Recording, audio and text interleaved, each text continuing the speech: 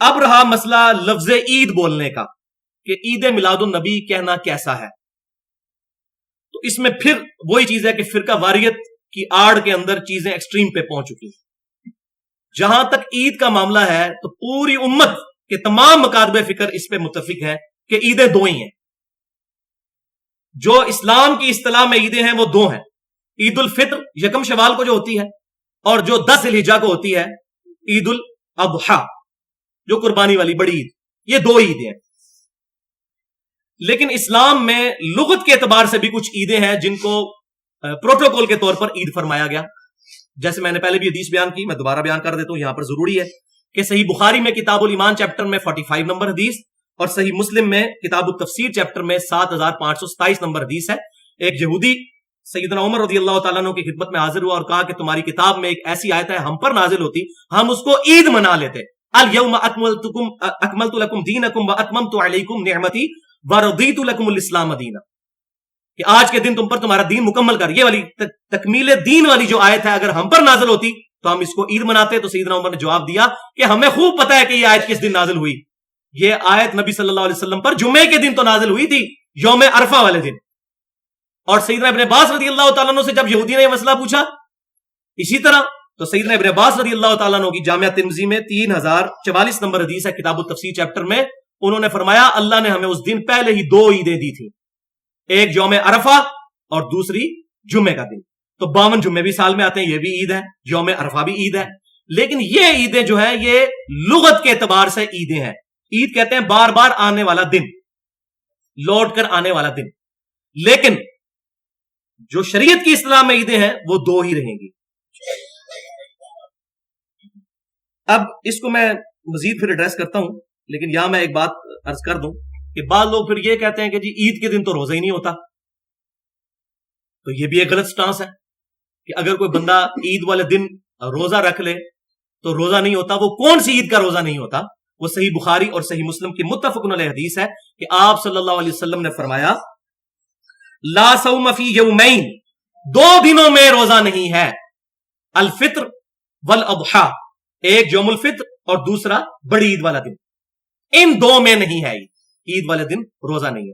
باقی یوم عرفہ عید ہے, اور یوم عرفہ کی فضیلت ہے روزے کی, عید کے روزے کی فضیلت.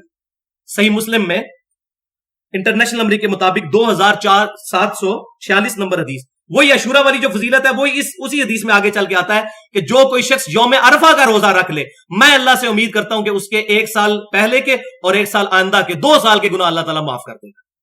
یوم عرفہ کا روزہ, عید کا روزہ. لیکن یہ عید وہ والی نہیں, یہ عید لغت کے اعتبار سے جو عید ہے, اصطلاح کے اعتبار سے. ان تمام چیزیں اب سننے کے بعد عام آدمی سوچتا ہے کہ جناب کدھر جائے, کیا کرے؟ اب اتنے زیادہ دلائل موجود ہیں تو اس میں احتیاط کا تقاضا کیا ہونا چاہیے؟ تو دیکھیں میرا جو اپنا پوائنٹ آف ویو ہے وہ میں آپ کے سامنے رکھ دیتا ہوں. باقی اختلاف کی گنجائش ہے, جو اس سے کوئی رزلٹ نکالتا ہے وہ ضرور نکالے, لیکن میں اجتہاد والے معاملے میں کسی کے اوپر کوئی فتویٰ بازی نہیں کرتا. کہ دیکھیں یہ تمام دلائل جو مجھے پتا ہے یہ صحابہ کرام کو بھی پتا تھے, تابعین کو بھی پتا تھے, تبع تابعین کو, لیکن ان میں سے کسی نے بھی 12 ربیع الاول کے لیے عید میلاد النبی کا لفظ استعمال نہیں کیا. وہ ہم سے زیادہ نبی صلی اللہ علیہ وسلم سے محبت کرنے والے تھے, ہم سے زیادہ علم رکھنے والے تھے, انہوں نے استعمال نہیں کیا. اب جو لوگ استعمال کر رہے ہیں اتنے دلائل کو سامنے رکھتے ہوئے تو وہ اجتہاد کر رہے ہیں. لیکن مسئلہ وہی ہے کہ اہل سنت کا منہج یہ ہے کہ پہلے کتاب, پھر سنت, پھر اجماع اور پھر اجتہاد. اب یہاں معاملہ بالکل واضح موجود ہے کہ ایسا کوئی اجتہاد صحابہ تابعین تبع تابعین نے نہیں کیا. لہٰذا اس کے اوپر عید کا لفظ بولنے میں احتیاط کرنی چاہیے. جو بول رہے ہیں ان پہ ہم کو فتویٰ نہیں لگاتے. مسئلہ یہ ہے کہ مسئلہ اجتہادی ہے, فتوے سے ہم بچیں گے, ہم دونوں ایکسٹریمز پہ نہیں جائیں گے. دیکھیں ایک ایکسٹریم پر گئے ہیں وہ لوگ جنہوں نے اس کو عید ڈکلیئر کیا, اور پھر اس کی بنیاد کے اوپر جو لوگ اس کو سیلیبریٹ نہیں کرتے ان کو گستاخ رسول ڈکلیئر کیا. دوسری ایکسٹریم پہ پھر وہ لوگ گئے جیسے امام ابن تیمیہ ہیں, انہوں نے اقتداء صراط مستقیم کے اندر لکھا کہ میلاد منانا اگرچہ بدعت ہے لیکن اس کے پیچھے جو نیت ہے اس پر ثواب ملے گا. ولیعوذ باللہ تعالی, ایک چیز کو آپ بدعت بھی کہیں اس پہ ثواب کی بشارت بھی سنائے, یہ بہت خطرناک بات ہے. تو ایک سٹانس اختیار کریں. بدعت کے اوپر تو بھائی بہت بڑا فتویٰ ہے, ثواب کی بشارت نہیں ہے. اب ہم اپنا پوائنٹ آف ویو کیا رکھتے ہیں, تو اس میں نے یہاں اس کو 3 سوالوں کی شکل میں لکھا ہے, وہ میں آپ کے سامنے پیش کرتا ہوں. سوال نمبر 1 یہ ہے کہ اگر کوئی ہم سے پوچھتا ہے کہ آپ عید میلاد النبی کے اوپر عید کا لفظ بولنے پر بدعت کا فتویٰ کیوں نہیں لگاتے، تو اس کی وجہ یہ ہے کہ امام کائنات صلی اللہ علیہ وسلم کا جو خطبہ شروع ہوتا تھا، جو میں نے اپنے درس کے شروع میں پڑھا، صحیح مسلم میں کتاب الجمعہ چیپٹر میں انٹرنیشنل نمبر کے مطابق 2005 نمبر حدیث، اور سنن نسائی کے اندر ڈیٹیل کے ساتھ 1590 نمبر حدیث ہے خطبات والے چیپٹر میں، کہ آپ صلی اللہ علیہ وسلم فرماتے تھے کل بدعت ضلالہ وکل ضلالۃ فی النار، تمام بدعتیں گمراہیاں ہیں اور تمام گمراہیاں دوزخ میں لے جانے والی ہیں۔ اب کسی اہل قبلہ اہل کلمہ پر دوزخ کا فتویٰ ہم کیسے لگا دیں؟ ہاں یہ کہا جا سکتا ہے کہ اگر میں یہ کام کروں گا تو میں بدعتی ہو جاؤں گا، اس طرح کہا جا سکتا ہے، کسی کو نہ کہے، کیونکہ فتویٰ یہ اہل سنت کا منہج نہیں ہے، یہ خوارج کا طریقہ ہے۔ اہل سنت ہمیشہ غلطیوں کو واضح کر کے معاملہ چھوڑ دیتے ہیں، آگے جس کو توفیق ہوگی وہ خود بخود ہی اس کو ایکسپٹ کر لے گا، جس کی قسمت میں ہدایت لکھی ہوگی۔ سوال نمبر 2 کہ اگر منانا ثابت ہے، ثابت نہیں تو کیا حرج ہے؟ یہ بھی اکثر سوال ہوتا ہے، کیا حرج ہے اگر کوئی شخص 12 ربیع الاول کو اس طریقے سے جھنڈیاں اور جلوس یہ تمام چیزیں کرتا ہے، تو یہ منع بھی کہیں نہیں ہے؟ جب منع نہیں ہے تو آپ کیوں نہیں کرتے؟ تو اس کا جواب ہم یہ دیتے ہیں کہ اگر یہی قاعدہ بنا لیا جائے کہ جو چیز منع نہیں ہے وہ کر لی جائے، تو میں آپ کو چھوٹی سی بات صرف بتاتا ہوں۔ صحیح بخاری اور صحیح مسلم کی متفق علیہ حدیث ہے، صحیح بخاری کتاب الاذان چیپٹر میں 608 نمبر حدیث، صحیح مسلم کتاب الصلاۃ چیپٹر میں 859 نمبر حدیث، کہ جب اذان دی جاتی ہے تو اذان کی آواز سے شیطان کی ہوا خارج ہو جاتی ہے اور وہاں سے بھاگ جاتا ہے۔ تو کیا حرج ہے کہ ہم جنازے کی نماز اور عید کی نماز کی بھی اذان لے لیا کریں؟ یہ ہے علمی جواب، منطقی جواب، لاجیکل۔ کوئی بریلوی، دیوبندی، اہل حدیث، شیعہ یہ جرت ہی نہیں کرے گا۔ تو ہم کہتے ہیں بھائیو جرت کرو، اذان دینا کوئی برا کام ہے؟ اذان سے تو شیطان بھاگتا ہے۔ تو بعض لوگ تو شیطان کے ہتھے چڑھے ہوئے پڑھتے خالی عید کی نماز ہے، عید کی نماز کی تو 2 اذانیں ہونی چاہیے تاکہ شیطان بھاگے۔ وہ کہیں گے نہیں ثابت نہیں، تو ہم کہتے ہیں بھائی آپ نے خود فارمولہ بنایا ہے کہ ثابت نہیں تو کیا ہوا، منع تو کوئی نہیں، تو منع کہاں ہے اذان دینا؟